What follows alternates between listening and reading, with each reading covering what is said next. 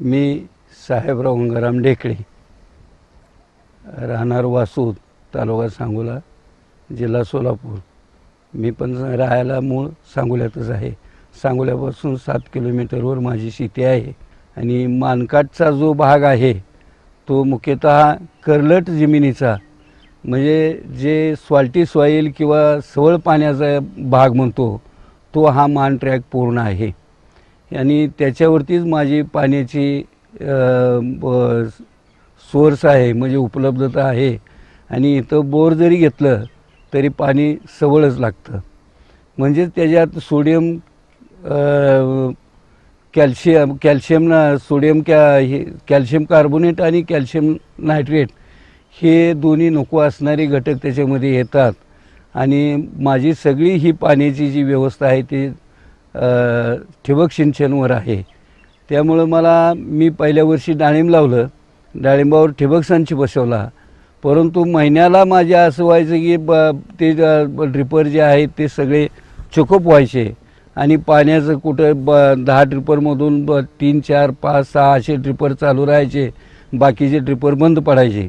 कारण त्याच्यामध्ये ते सोडियम सॉल्ट आणि कॅल्शियम कार्बोनेट असे जे हे होते सवळ पाण्याचे क्षार येऊन साठायचे. आणि त्याच्यासाठी मला महिन्याला 2 महिन्याला अशी ट्रीटमेंट द्यावी लागायची. या अगोदर मी श्याम गोडबोलेंचं एक मशीन बसवलेलं होतं. ते मशीन जवळजवळ 3.25 लाखाचं होतं. परंतु त्याला इथं आर्थिंगच काही मिळालेली नाही. त्यामुळं मग ते 2 वर्ष वापरून मला रिझल्ट न मिळाल्यामुळं मी ते परत केलं. आणि परत योगायोगानं जयंतरावची भेट झाली. आणि जयंतराव सावंतांनी मला ही मशीन दिलं. ते मी 1 वर्ष वापरल्यानंतर मला त्याच्यामध्ये खरंच हे आले, रिझल्ट आले की जे माझे जमिनीमध्ये पूर्वी पाणी देत होतो आणि तेच पाणी आताही देतो आहे त्या मशीनमधून. परंतु ड्रिपरखाली पूर्वी काय व्हायचं ते सगळे सॉल्ट जाऊन मला रिझल्ट न मिळाल्यामुळं कॅल्शियम कार्बोनेट आणि सोडियम कार्बोनेट हे जाऊन त्या जमिनीखाली एकदम घट्टपणा येत होता. स्पोरिसिटी अशी राहत नव्हती. त्यामुळं मुळ्याची वाढ कमी होत होती आणि पर्यायानं पांढऱ्या मुळ्या मला कमी मिळत होत्या. त्यामुळं झाडाची हेल्थ पाहिजे तशी राहत नव्हती आणि पर्यायानं उत्पन्नही कमी मिळत होतं.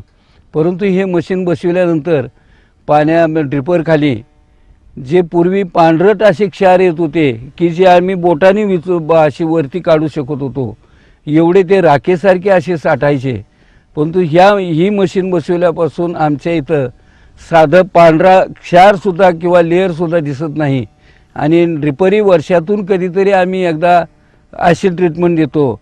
आणि ड्रिपरच्या खाली जी जमिनीचा एक प्रकारचा पोकळपणा किंवा स्पोरोसिटी म्हणतात त्याला, ती राहते. आणि पांढऱ्या मुळ्या आमच्या आत्ता जरी पाहिलं तर अगदी बंच पांढऱ्या मुळ्याची निघतात आणि पांढऱ्या मुळ्याची वाढ चांगली होते.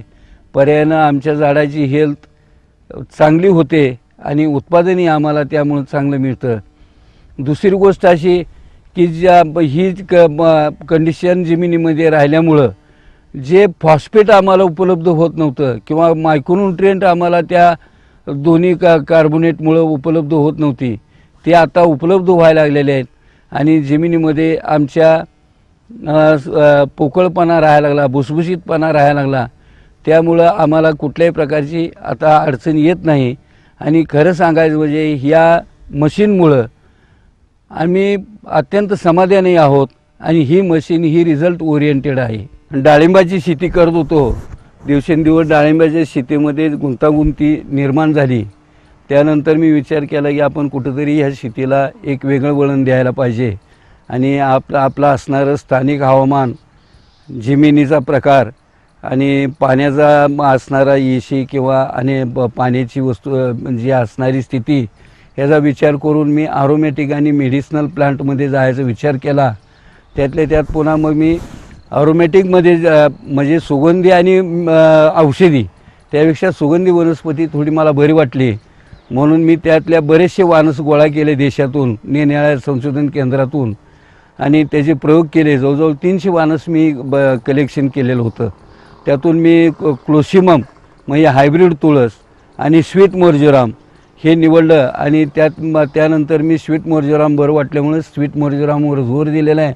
मी आता जवळजवळ 10 एकराचा लागवड घेतो आहे आणि हे स्वीट मोर्जुरामचं जे आहे हे फुल मॅच्युअर झालेलं आहे आणि कटिंगला आलेलं होतं. याला बोंडं आलेले आहे आणि ह्या बोंडामध्ये मॅक्झिमम आरोमा आहे आणि हे स्टीम डिस्टिलेशनमधून हे जो ऑइल काढतात.